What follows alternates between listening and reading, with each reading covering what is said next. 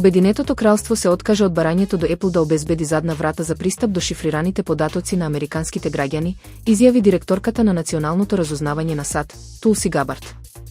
Договорот е постигнат по месеци преговори меѓу Вашингтон и Лондон, со посредство на американскиот претседател Доналд Трамп и подпредседателот Џејди Венс, британскиот премиер Кир Стармер, кој беше во Вашингтон на состанок со Трамп и европските лидери.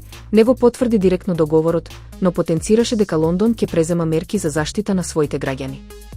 Барањето за задна врата на Apple предизвика остри критики во Конгресот на САД поради ризикот од злоупотреба од сајбер криминалци и авторитарни режими.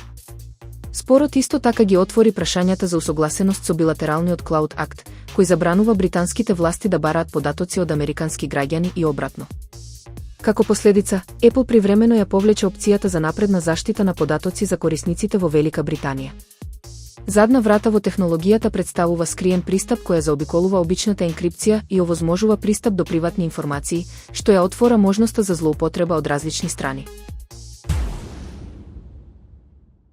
OpenAI објави дека ChatGPT сега ќе ги потсетува корисниците да направат пауза кога разговорот со вештачката интелигенција станува подолг. Оваа нова функција е дел од напорите да се поттикне поздрав однос со четботот, кој понекогаш може да биде преголем охрабрувач и попустлив.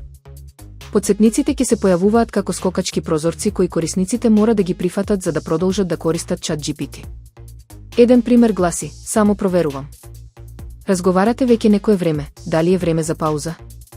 Идејата е слична на потсетниците во видеоигрите кои предупредуваат за предолго играње.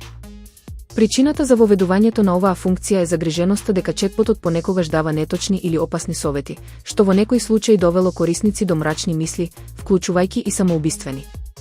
OpenAI најавува дека во иднина ChatGPT ќе реагира повнимателно на одлуки од големо лично значење, помагајќи им на корисниците да размислат и да ги проценат опциите, наместо да дава директни одговори.